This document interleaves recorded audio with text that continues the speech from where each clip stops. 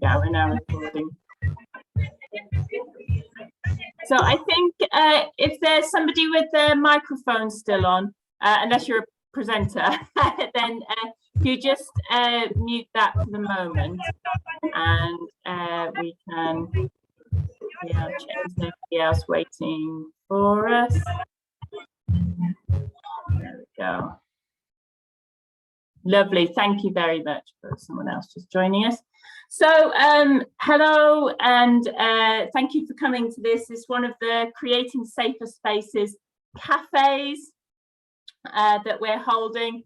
We hold these cafes periodically. Creating Safer Spaces is an international project looking at learning more about local protection strategies and the way in which that works within communities. And today we're going to be thinking very much about the strategies that communities use when they're having to deal with violence.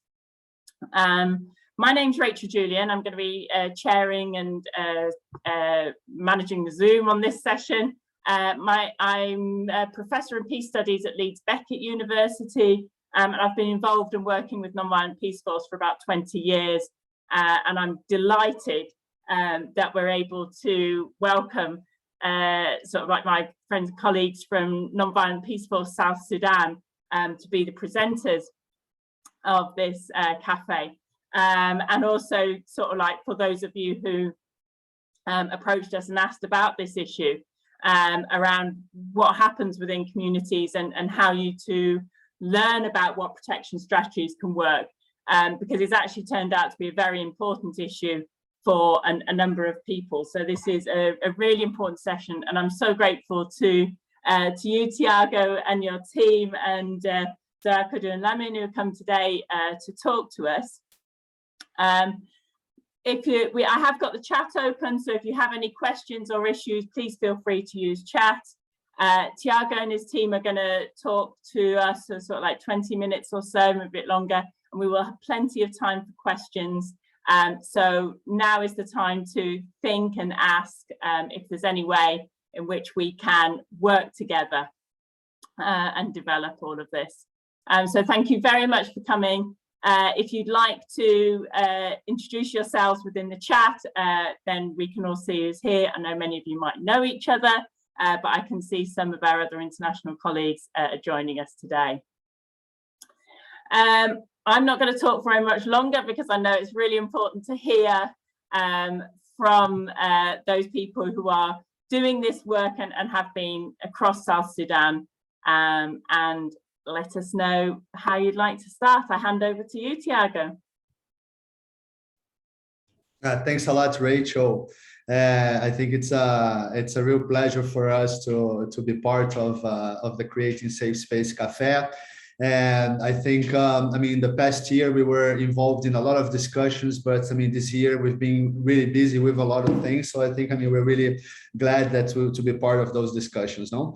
And I don't know if everyone knows about Nonviolent Peaceforce. And I mean, I'm Thiago, I'm the head of mission for NP South Sudan. And I'm here followed by some of our staff, I mean, 3 program managers, and they will introduce themselves soon when they give their inputs. But I mean, I can say we are a humanitarian organization working with protection and peace building, and basically trying to create, you know, a safe space for local communities to better protect themselves. And of course, I mean, with international presence as well. No, so our experience in elections, I would say, I mean, we haven't worked in elections for a long time now, but it's basically supporting local actors. I mean, we don't do the monitoring ourselves, but we do provide, which is one of our main expertise, is to provide direct protection through protective accompaniments, protective presence, patrols, hotspot checking, rumor control, and many other initiatives that we carry out in order to protect local communities. No, so of course, we have worked in the past with a lot of like local activists, local communities who were involved in monitoring of elections themselves, and of course, the violence related to that as well. No, I think I just mentioned some of the initiatives we have done in the past. And there are other things that we do in what we call the more sustainable approach to protection, which is basically capacity building, work together with local peace infrastructures, with community protection teams that we form, like women protection teams and youth protection teams. But I think most importantly, and of course, because we are not based in Kenya, so we are not familiar with the context. So I think it's basically just for us to share a couple of experiences. And of course, you guys can just like try to adapt some of that and maybe ask some questions, how we apply in South Sudan, how we apply in different places in the world. And of course, adapt that to your local context, no? Because of course, there are already a lot of not just existing structures, but local ways of protection, no? And of course, in order for it to be sustainable and locally owned, it's important for us to use those as existing structures, no? So of course, in relation to elections, it's of course important to understand where violence is coming from. What are the risks, and how we can better just like try to tackle some of them, no? So I think first we're gonna have Zoha here, who is our project coordinator for the civic engagement project we have here in Juba, working with civil society networks. So she's just going to share some of the experiences that we have working with local civil society here in Juba that are involved in many similar issues. And then we're going to have other two program managers as well giving their inputs, and they're going to introduce themselves. And then we can just like open for discussions, because I want to hear your thoughts as well and see if we can be of any help. Once again, really glad to be here, and thanks a lot, Rachel. Good afternoon, everyone. Thank you, Thiago, and thanks everyone for the chance. I will be short, so we have enough time for the discussion. So as Thiago explained, I work as the project coordinator focused on civil society organizations and engaging with civil society. I can say when it comes to application of UCP, it will go more into the direction of making sure that the principle of primacy with local actors is there. So we work closely with various civil society organizations. I know that in Kenya there are many local civil society organizations that they are community-based. They are not necessarily big, and they are working on voluntary basis and like pending for funds from people here. When it comes to this small local organizations, I think what is important is to have a meeting with them to raise awareness when it comes about election violence, because a lot of time these organizations are aware that there would be an election, but they are not necessarily know how to raise awareness when it comes about violence election. So for example, in this project, we also work a bit regionally. So we have visited Kenya, and I know that there are a lot of small community-based organizations. I can just give an example. For example, there is an organization, PAVA 254. They are a national organization using art as a tool for social changes. So getting meetings with these organizations, we can communicate and we can like find ways how we can use art to raise awareness about election violence, and also how we can take preventive measures in the community. Another way is that to also identify organizations, civil society organizations that are more involved in election. And also through connecting these various local organizations and the organizations that are involved in the election, we can like help them through various trainings, early warning, as Thiago mentioned, rumor control, and then also build their capacity to be able to do this type of activity in the local community without necessary like NP or other organizations being present there. Helping them to identify the hotspot, helping them to connect with each other, helping them to map where are the safest space in case there is a violence, and also helping them to take more preventative measures when it comes to violence prevention. I think these are the more two pillars that I think we need to focus. First, connecting these organizations together, and second, building their capacity. On the other hand, side by side with these organizations, we can do more of advocacy and multi-track dialogue, because they are there, they exist, but we need to perhaps support them when it comes to advocacy and then connect them. So make sure that they are connected together.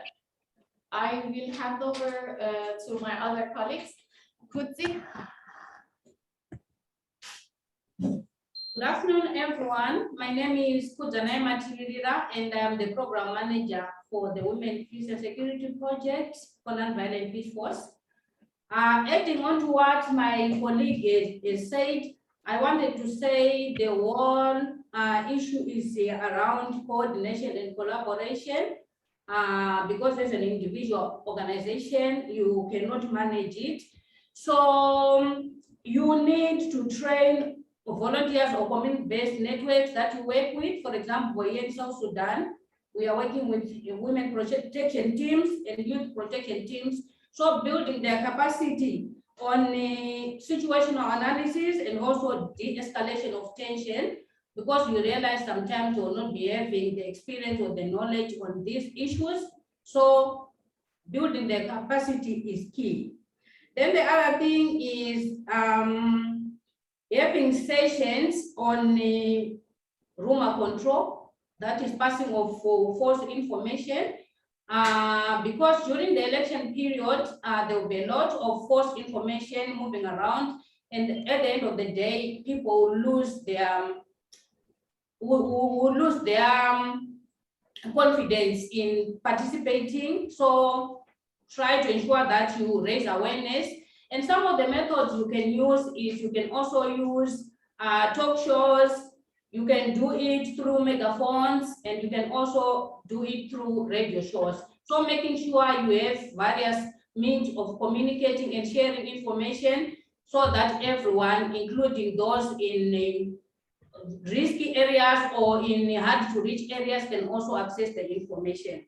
I think I'll hand you over to Lamin, my colleague. Yeah, good afternoon, everyone. I'm Lamin Kamara, one of the program managers, Nonviolent Peaceforce. I mainly implement a project funded by the USAID and Bureau for Humanitarian Assistance. So, and it mainly focuses on general protection. This project is being implemented in 7 locations within South Sudan. Just going into some of the discourse, speaking about some of the areas that relate to elections, and then looking from our own experience, we should be focusing on creating safe space for communities to participate in the process, like the electioneering process. Of course, it's not only voting, looking at all events that will lead up to elections. And I think looking into examples of like our context currently, we have seen more like a proliferation of small arms and light weapons, which is a lot in this country. And I think it's a reality, but also how do women and other community members participate in the processes of electioneering process, and how do we feel safe without being intimidated. I think it's very important. And also broadening also our analysis, looking at potential hotspot areas where we expect communities or contesting people to clash. We look at where tribes or clans live that have potential to clash. And also, we are looking at more like a participation also of, which specific groups were able to participate freely in elections, and looking at the capacities of actors that we guarantee the electioneering process, how in terms of their capacity, what is the level of their capacity in participating in this, in ensuring that they know like the rights of individuals or communities that to participate in this process.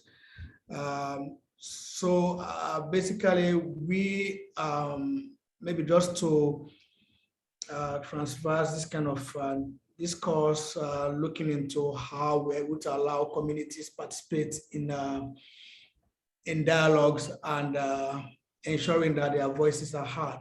And I think one of the modalities we're able to employ was creating a weapon-free zone, having a de-escalation zone for communities wherein members of the communities were able to participate, in any sort of processes, which is like peace, dialogue, or elections, I think, which may also be applicable to elections. So it's important to identify all of the hotspot areas wherein there will be potential for people to clash, and ensure that there's a safe space being created. Like it's mainly a zone which is like a civilian weapons-free zone. This will enable people to participate, because people feel free that they will participate without any act of violence or like any kind of reaction or retaliation from any of the opposing sides. I think people will be able to participate very freely. So just linking that to maybe the upcoming election in South Sudan, I think this is like a key requirement where people will be able to participate in this process.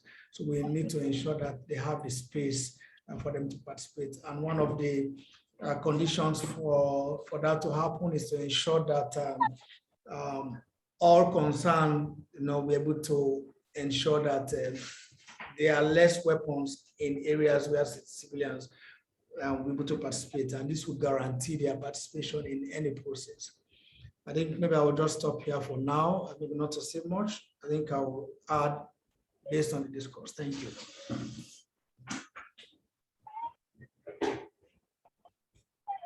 Thank you very much. That was really interesting. And I heard several of you talk about this idea of a safe space. And you were talking, Lone, about it being weapons-free space. And I imagine that might be something interesting to several people, this idea that you have to, how you do that, or whether how you do a weapons-free space. It sounds quite difficult in areas where there's a lot of small arms. And I heard several of you talking about rumor control, and with some really good examples about how you can share facts.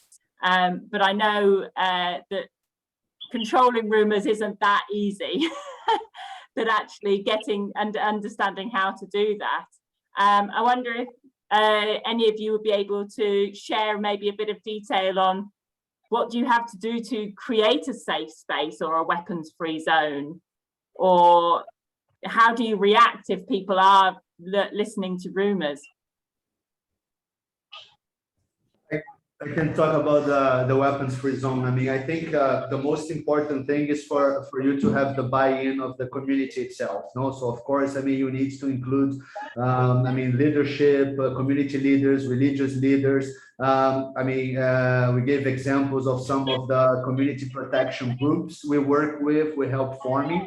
Like in this case, women protection teams and youth protection teams. So I think like having the contribution of the community, it's of course it's really important in order to do that. No, but of course it's not easy. Where we try to do it is mostly like in markets, close to hospitals, or schools. But of course, I mean, as I said in the beginning, I mean, it needs to be adapted to the local context. So of course, if there's a neighborhood where there's a risk of electoral violence or something like that, I mean, you can have perhaps with the support of the local leadership of the community, having a space where I mean, weapons will not be allowed, and of course, I mean, discuss with the leadership like potential scenarios. No. Anyone wants to talk about Wolfer? Yeah, I think that's well in place.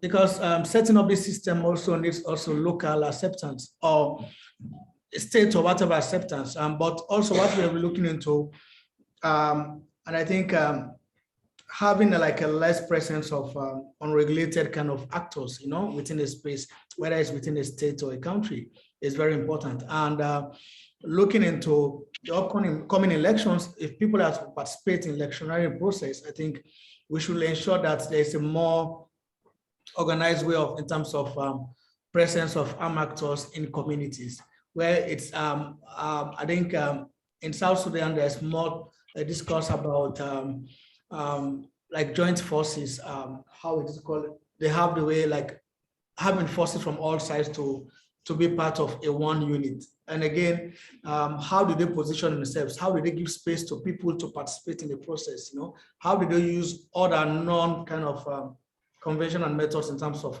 providing securities to community? How will community be able to participate in the electionary process without being targeted based on their political allegiance or other factors? I think these are all factors we need to take into consideration. So stakeholders involved in the process need to agree on mechanisms and how they can provide security without undermining the participation of people in the process. I think this is very important. I think maybe I'll allow colleagues to speak on other aspects of like That's great, and I really like that point about non-conventional methods of security, because that's obviously key to being able to keep weapons out of an area. Brilliant. There's a question in chat for you, and it says, it's from Celine, and it says, can you give a case or an example where you help local actors to identify the risks and then you help them to put measures in to mitigate those risks, and was it successful? Sorry, we are not able to see the chat question. That's okay. That's okay. So the answer is can you give an example of somewhere where, like when you did a risk analysis with local actors, where they, maybe a local community, that you helped them identify what the risks were, and then how did you help them put measures in place to reduce the risk? An example of that scenario was in one of our field sites called Approach, where we work with the women protection teams. So what was happening is, for women to go to the market, to pass through a bridge for them to reach to the market.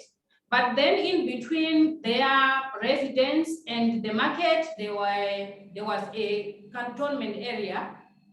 A cantonment area is a place where soldiers stay. Yeah.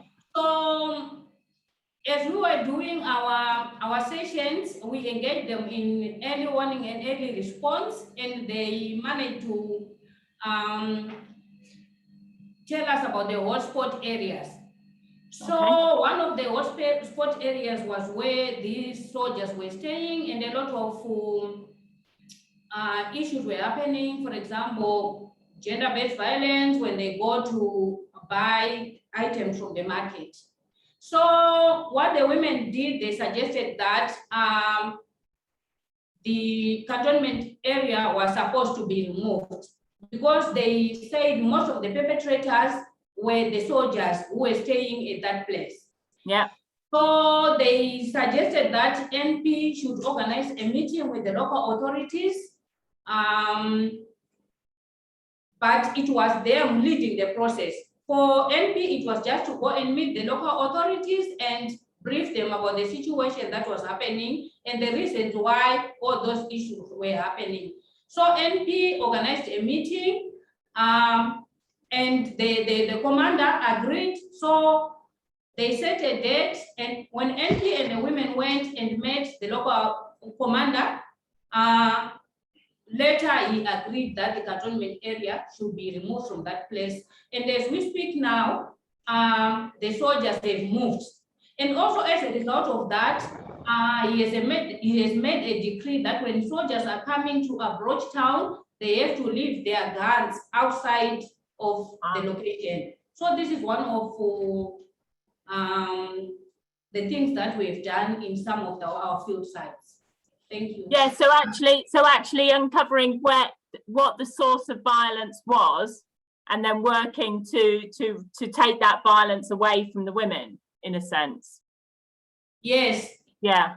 And also trying to involve them, because at times when it's an organization saying these are the issues, it will be difficult to address those issues. So it's giving an ear to them so that they talk about their issues and also try and find solutions with them. Thank you. Thank you.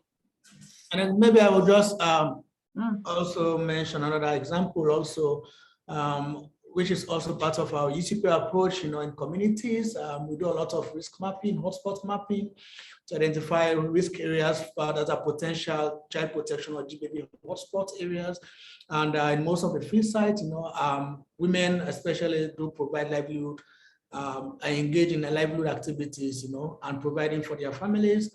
And because of their action of providing livelihood for their families, they have faced protection risk, including like GBV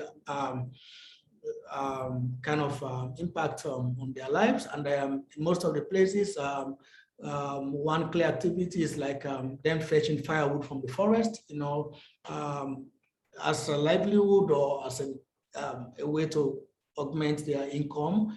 And in this course of the action, women have reported in some of the places we have not carried out risk assessment or hotspot mapping, that they have been assaulted or raped by unknown perpetrators.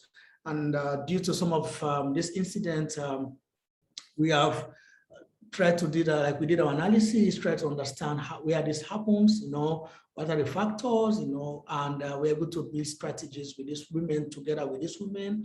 Most times we will do like a focus group discussion, which is more efficient, where women will do like a mapping of their areas, draw a map of their communities, and know where these are the hotspots.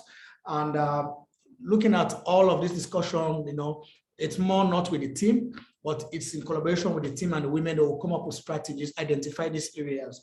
And we'll try to know, like, do like some trends, try to understand when these incidents happened, where are they happening, at what time, and due to this information, it's able to guide the team, to provide protection advisory to these women, and the women and the team will be able to agree on modalities on how to mitigate this risk.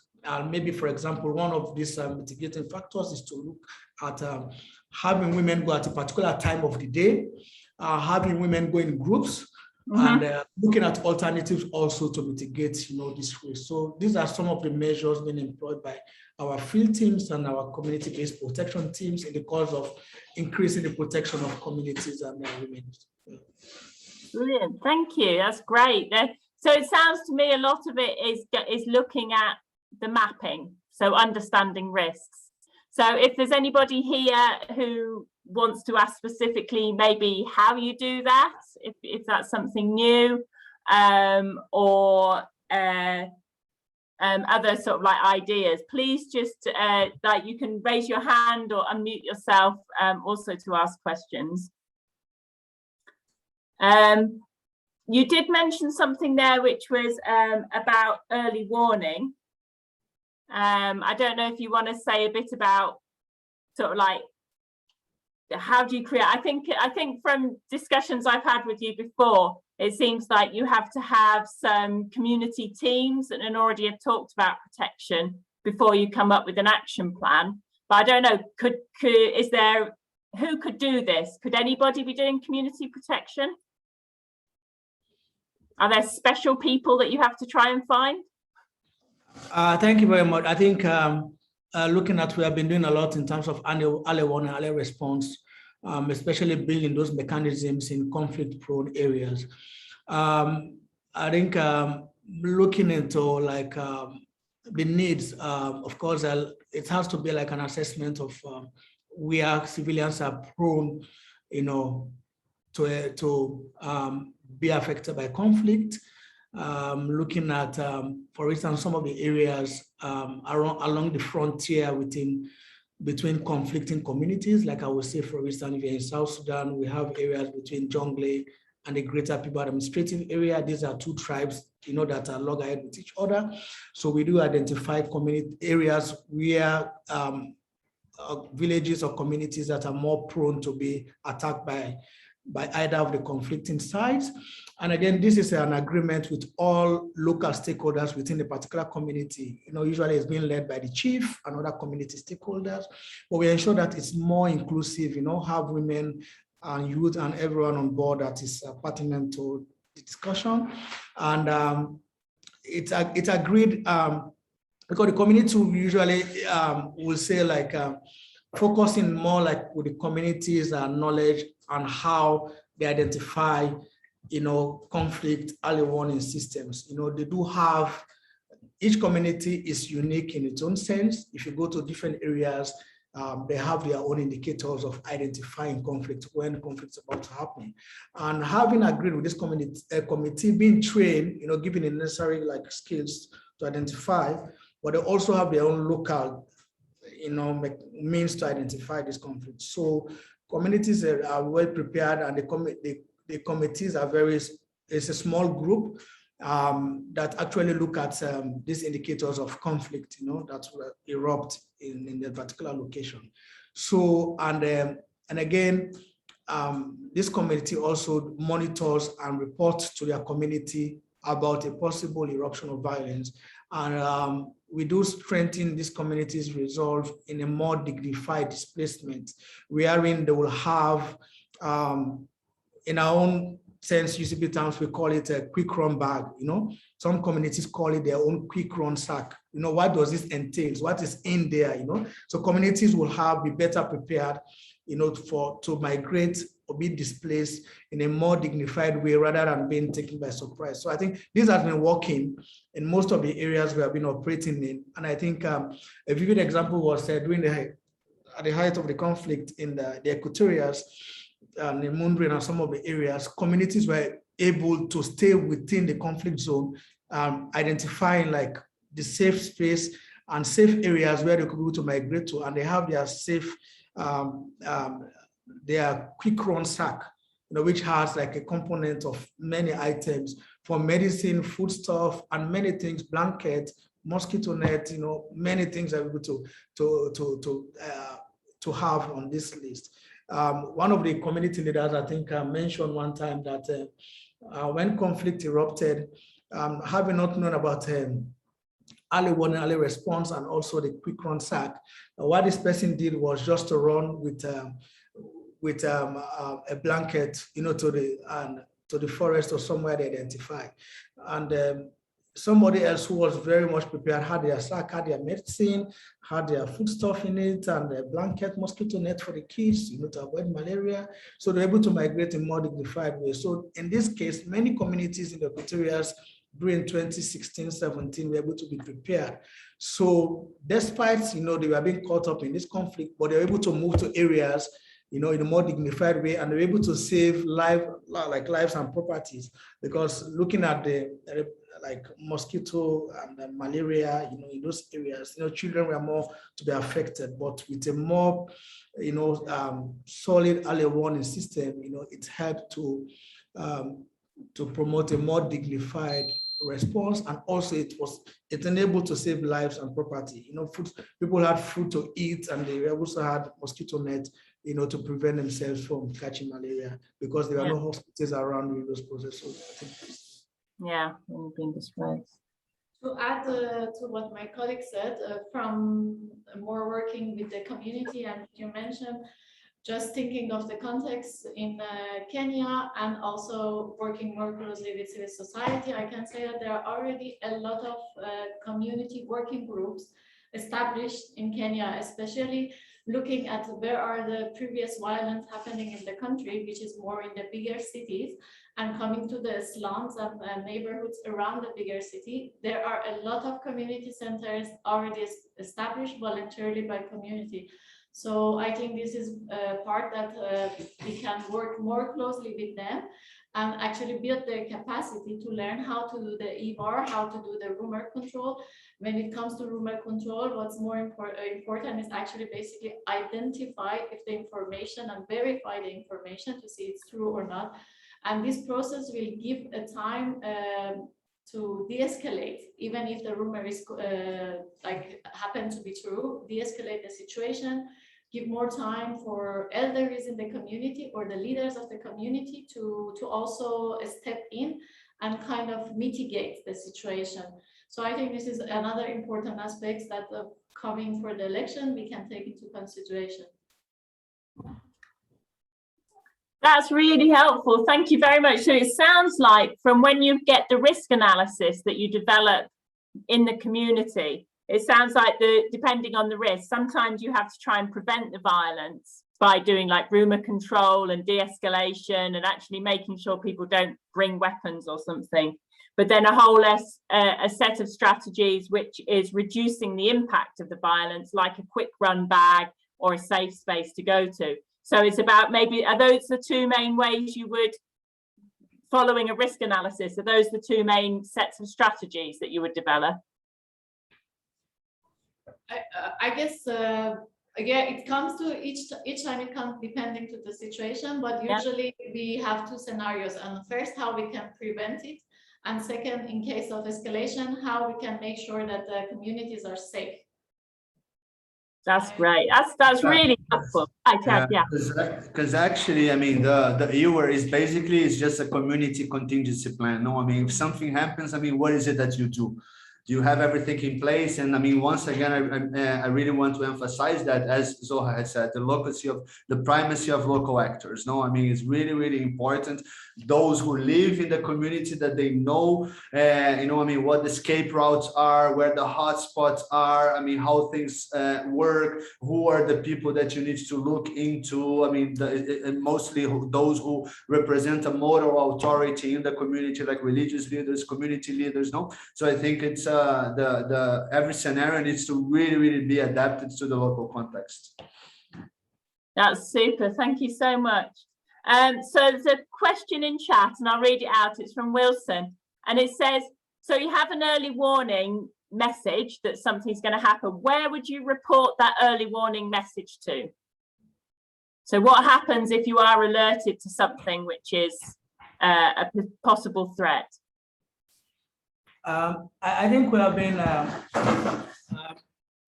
teams have been handling like early warning messages, but also maybe just to relate this with also remote control. And I think in the midst of any conflict or issues between communities, of course, people receive a lot of information, many information about a conflict about to erupt. And again, looking at doing our early warning also with communities, we have sessions here in conflict early warning systems, but we also try to have communities, you know, identify an alternative route, like a safe space where there's a possible point for them to migrate, and also possible routes also, which will also be safe for them to move to that particular location. Usually when communities receive information, the next step for communities also is for them to triangulate this information to ensure that it's authentic and it doesn't trigger any, you know, any displacement due to unverified information. So information is being triangulated within the local structure. So usually we encourage communities to go through this committee to triangulate information and decide on the next steps, because this is very important. And also what we do when we receive information about a possible eruption or conflict, or communities receive information, we try to do like a cross triangulation between two conflicting authorities. Usually if we have established good relations with 2 county commissioners, whose tribes are loggerhead, and we try to ensure that they communicate, to ensure that they know where the source of information, because it's very common here wherein there's always report of a possible eruption of conflict. So wherein it has a tendency to put more communities into more like a danger or more like into displacement rather than something very authentic. So we try as best as possible we have been developing also in one of the places where we call information verification mechanisms, wherein communities have information. Internally, we have that, but also try to add that to communities' structures to have this kind of system. It's not only like looking at trends, looking at one. Also, we try to ensure that we have a community information verification mechanisms built into community systems. This is something we have started in Jonglei and the greater people administrative area, and we hope to learn from these good practices and also replicate this to other areas, locations where we are doing our UCP program. That sounds really interesting, building things up. It's fantastic. Thank you. We have another question from Bernard. Hi, Bernard. And Bernard says, how do you work with people with disabilities to ensure that they can participate in elections and remain safe and safer? So is there anything particular that you've had to manage with, or that you've had a model that works, or any of your principles of ideas of what's in there in the way that you work, that you've managed with people with disabilities? I think looking from the good practices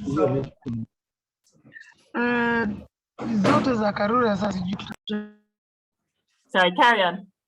Sorry. Yeah, I think looking at the best practices from UCP, what we can learn from our approaches, like doing our programming in communities, we have what we call protection mainstreaming, looking at also identifying the most vulnerable people in the community, and these are part of the disabled people, and having them being prioritized in participating in election processes. So from registration to voting or whatever process is the cycle of the electoral process, I think it's very important for stakeholders or all parties to the process to ensure that the most vulnerable ones, the disabled ones, and other vulnerable groups are prioritized, to participate. If it comes to voting, when it comes to receiving items or registration for any humanitarian aid in South Sudan, we do, and it has been accepted by partners that these groups are to be the ones to be first, served. I think this could also be a borrowed concept that we can also add on the electioneering process in any given situation. I think this could be something we can apply also. Yeah, so actually thinking about those needs. Sorry, carry on. So actually thinking about those needs first when you're thinking about all of the different things. Is that right? Yeah, that is right. So before that, usually we have what we call vulnerability assessment. Usually our teams will go into communities and do a vulnerability assessment and assess those people. And usually we usually have a list of the vulnerable people in communities, the disabled people, wherein we will have to share this with the stakeholders, whether it's election commission, people who are doing registration to ensure that these people are registered. And if it's possible, if they have the capacity, they could even be registered from their homes, and ensure that there's no added burden for them to participate in a process. Yeah. So I hope that helps. But Bernard, if you have a specific thing, then do sort of like ask. And we've got a very practical question now from Victor. Thanks, Victor. So he asked, how do you get this information? Do you have a platform where people report things, or do you use SMS, or you have a toll-free number, or is it all through volunteers on the ground who maybe visit each other, or how do you get the information, like about a hotspot or something where you have to react? So what do you actually do? I think there are a number of ways on how we can get information. We have the community protection meetings where we meet different people like the community leaders, religious leaders, the women leaders, youth leaders, where they share information freely. We also have these community-based protection networks. For example, the women protection teams, we conduct regular meetings with them. We also have the gender champions. So we have various sources of information, and we are also part of the coordination platforms in South Sudan. For example, we are part of the protection cluster where partners share information. We are also part of the GBV subcluster. So yeah, and we, as an organization, we also do patrols. And when we are conducting patrols, we interact with people we meet and they share information with us. I think what's important is that to know that we are in the community, so we are not separated from them, and this is a constant, continuous act. It's not something that you go, you get it once and you get out. So it's something constant, continuous in various levels, from the community to the local level to more state level. Like you do it constantly and continuously, and you are present there, and that's how you can get the information. That's great. So that really is a lot of talking to people, a lot of staying in touch. Yeah, strong relationship. Thank you very much. That's a great answer.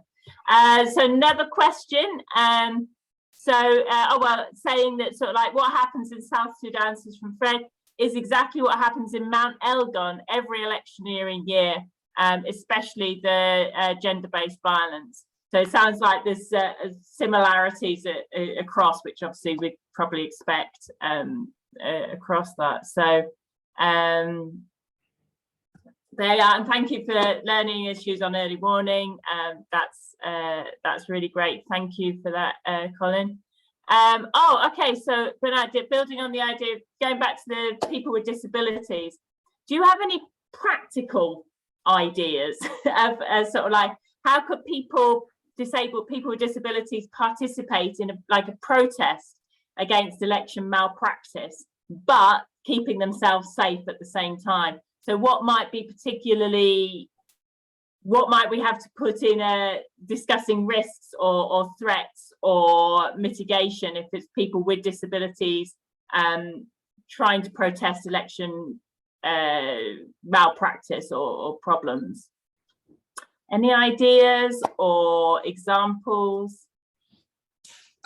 I think looking at disability, participating remotely like protesting like any undemocratic practices running up to not elections, but any kind of manipulative processes that might undermine elections, because elections is a process. And I think we are in the social media age. We have several platforms, and it's driving change in communities and in countries.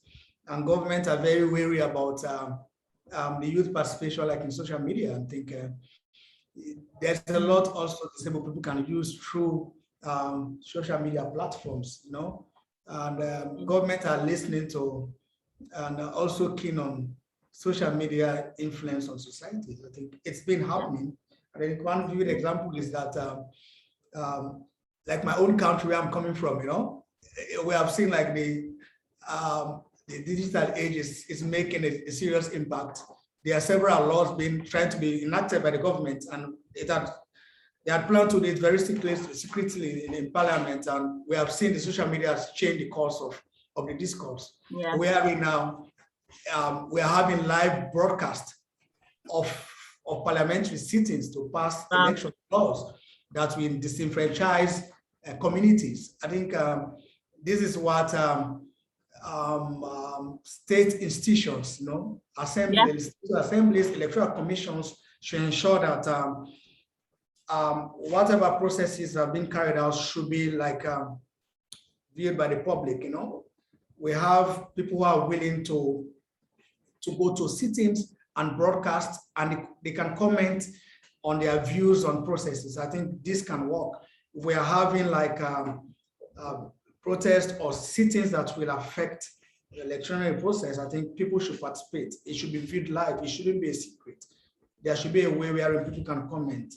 And I think there should be like, we have what we call, in our own context, of course, in communities, we have what we call community meetings. You can call it community engagement meetings. It depends on strategies of government. Back home in our country, we call it open government initiative. How do government bring governance closer to their communities? And I think in an e-telecast, it can also be done in that, wherein people can be reached very close to their government. And I think there should be an open interaction. You don't need to be there physically to participate in any process. I think so far it's telecast very widely. You can participate in this process. I think brilliant. To make sure that everyone participates. I think That's great. Yeah, it is about everyone. Carry on, Zoe. Yeah.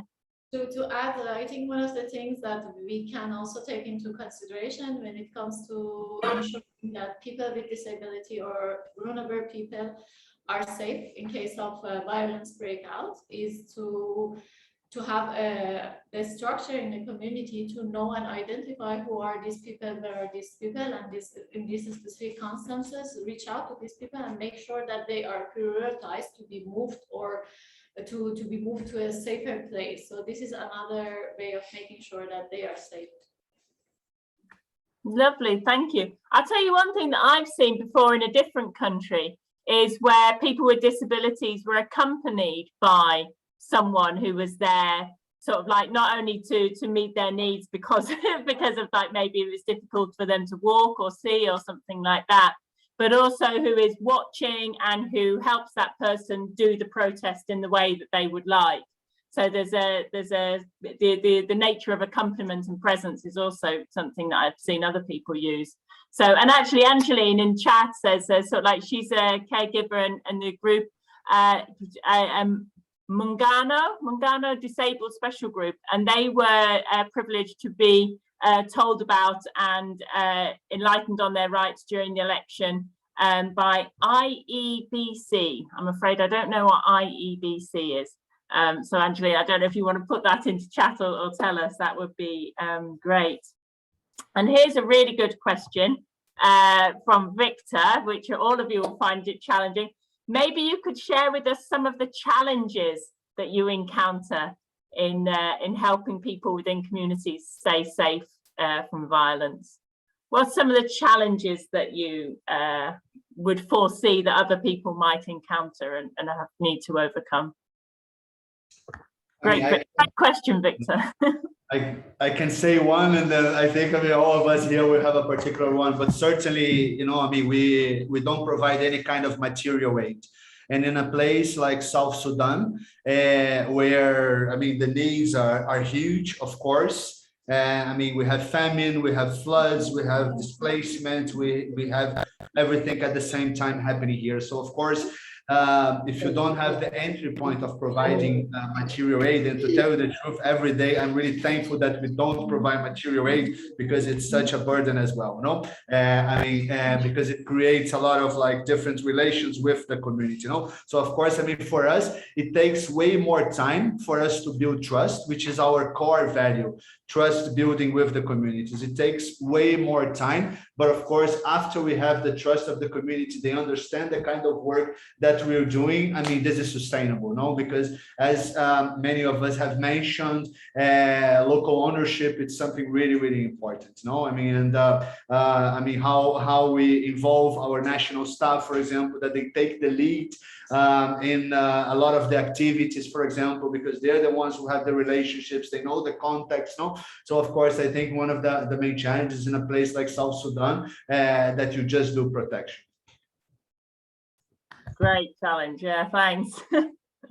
I think to add to what Thiago said, one of the other issues that I have seen as a challenge is we usually work especially with the community-based institutions on a voluntary base. So it happens a lot that we lose them during the process, and then we have to start from zero. So I think this is one of the biggest challenges, to constantly start from zero with this community institution. Yeah, because we don't provide any sort of what is called here sitting allowance, for example, for like trainings, capacity building discussions, or anything like that. Because of course, I mean, we believe that we want them to come to our discussions and all of that. I mean, just with the knowledge and the participation that they will have. No, I mean, of course, we know it's a sensitive issue here, but I mean, once again, it takes way more time to develop this relation. But once this relation is developed, it's sustainable. Thank you. That's great. Really, really interesting challenges that you're facing there. Thank you. I'm going to move on. We've got time for a few more questions. And there's, I want to hear about not just violence during the elections, but the post-election violence, when maybe people have to try and accept results that they didn't want. I don't know if there's anything different that you would talk about when it's post-election violence. And I'll tell you this, the next question after that is around, maybe related, I don't know. How does technology affect your efforts in de-escalating violence, both during and after an election? I mean, I can start, and I mean, I'm sure Zoha with her work here can add to that. But of course, I think, I mean, social media certainly has brought new challenges to the whole rumor control dynamics, fake news, all of that. And I mean, I think as we discussed here, I mean, it's important to try to triangulate information as soon as possible, as much as possible. We do a lot of shuttle diplomacy when there's like some rumors. We have our like focal points and trusted people in the community that also represent, as I said before, the moral authority in the community. So having them, like together with us to tell people that, look, this information is not confirmed, is not true, so I think it's important to bring like different perspectives on the discussion. I think just to put together what Thiago said, for example, with the civil society, it brings its own challenges, but it also brings its own benefits. For example, it provides them a bigger platform to actually share information and actually get more supporters when it comes to a specific issue. So while it brings the challenge of you need to verify the information is correct, and somehow something very similar to rumor control and also EVAR, it also brings the benefit that it helps to easier circulate the information and raise awareness on what's happening. Yeah, that's really interesting, isn't it? That actually it's those, maybe some of those structures and things that you set up in before the election really need to carry on after the election as well, because of the different risks of violence. That was really interesting. Okay, so we have one more question at the moment, but if you've got last questions, let me know. And Colin, so for your question. So he's talking about sort of like the fact that when we talk about early warning, a lot of the issues that arise when you do early warning, the issues are known about. So what do you do? Because obviously the issues are there. What does early warning do? I think if I have this question correct, Colin, what do you do with the early warning? Because if people already know that there are risks, how does early warning help de-escalate or reduce violence? I will start, and I hope my colleagues add, but I think one of the things that early warning do is that you have enough time to actually verify the information and then prepare on how you can respond to it. But also at the same time, for example, for like NPS and organizations, it also gives time, depending to the case, to do more diplomacy and advocacy for the issue. It can be like in a state level with the government, it can be more with the other international and humanitarian organizations in the same area or more in a country level. So it also gives that window that you can start to act on the news. Great, yeah, that's a good point actually. That issue about time is really needs to be included. I think also looking at effective early warning helps to prevent loss of lives and properties. And again, we are in communities will have heard about a possible attack on them against by a particular tribe. I think they were able to move to a particular area, and that will prevent loss of lives and property rather than confrontational actions.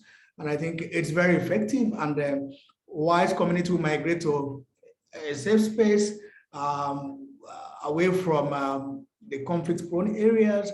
This will give room for dialogue and ensure they also return back to your communities. So I think this has been working, and I think this will give room for more engagement, because it will help to curtail the cycle of violence.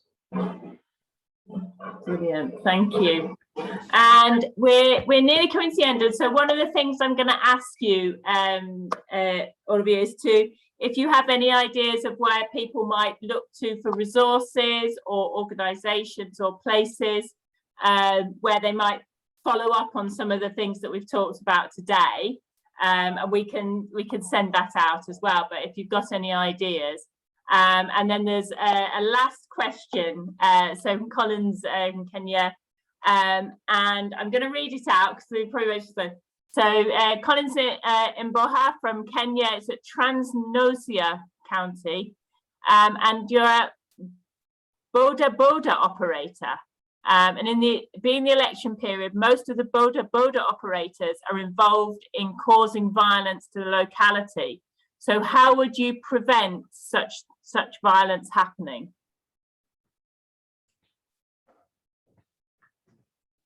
I am not sure if it would directly answer the question or not, but as I said, a lot of time it's important to actually raise awareness about the violence. When I was in Kenya, I had a meeting with one of the organizations who was talking about the activity they did after the election concerning the violence that happened in Kenya after the election in Kenya. And they were telling me that one of the activities they did, they went to various hotspots that the violence happened, and they started to show videos and photos of the violence to the community members. And actually the perpetrators of those acts started to feel very heavy because they never understood that the violence that they were committing had been widespread around the country in different areas. And actually by seeing how many people had been affected, and by seeing those images, they started to actually go back to the community, apologize, and kind of like a reconciliation of the whole process. So I think it might answer the question somehow, but not directly. But I think it's very important to raise awareness about the violence, and also when it goes away and the violence happens, to try to reconcile the community together. Go ahead. Also, to add on what Zoa said, I wanted to say it would be good to also engage them. An example for South Sudan is in Juba, protection of civilian sites, we have what we call negative influence groups. These are like young youth, and they call themselves niggers, and they are known for causing a lot of violence in the camp. So when we realized that they were the perpetrators, according to the community, we tried by all means to involve them and engage them in our programs for them to be able to know that it's not good to use violence. So we tried to make sure we also train them on our armed civilian protection strategies and the use of non-violence. So I think they should not be left out. They should also recognize and realize that what they do will cause a lot of issues in the societies. Thank you. Yeah, so that inclusive process. I'm aware we're a little bit over time. Do you have 5 more minutes? Yes, yeah, sure. Yeah, okay, thank you. Because there's people now, it's sort of like, I think what we're managing is get everybody thinking about sort of like how some of this actually then works in different situations. So Charlotte, thank you for your question. That during elections, women tend to be the most vulnerable people who suffer a lot. And is there a way you can suggest that we could strengthen the referral pathways for people? And I'm going to carry on because the last couple of messages. So Clinton from Rural Women Peace Link in Kenya, and talking about the major challenges of early warning, early response is the failure to appropriately sort of like consolidate all of the processes that like lots of different actors and institutions have early warning and early response, so that if they're all consolidated, it'll be a good response. So if you have any ideas or experience on bringing early warning and early response mechanisms together, and then Faith from Kenya, Naira. Hi, Faith. That biggest challenge is response from security actors. Absolutely. I'll tell you what I'm going to do is we'll ask our presenters to ask her these last few questions. If you have more questions, I'll make a note of them and we'll try and share them. But then we'll try and bring the session to a close because I know you're all very busy, and we will. But do tell us if this has been useful and we can do more. No, Rachel, yes, of course. I mean, if there's any pending question or any, doubts, please send it to us. We can try to support. Once again, we're really glad we were able to share a little bit what we are doing here. I hope, some of those examples can be adapted to the realities and the context in Kenya. And of course, we really hope that violence is minimum during elections, during the coming elections. And once again, whatever we are able to support, we'll be really keen to do it. Brilliant. Thank you. Okay. So one of the things that we've managed to do today is to introduce lots of different ideas. I will try to do a bit of a summary, which Katia will send out. But I just want to say a huge thank you. So to those of you in Juba, to Zoha, and I've got all these Kudus and Lamin and Thiago. Thank you so much for coming and being able to share some of your experiences about the work that you do. Thank you to all of you who have come and participated and attended today. There's a lot of us here, and I think there's a lot of expertise and experience in the room. So if you would like to stay in touch and share with us any of your ideas, experiences, or ways in which we can work together in the future, please do get in touch and let us know. I'm going to stop the recording now, but I will stay online if any of you want to.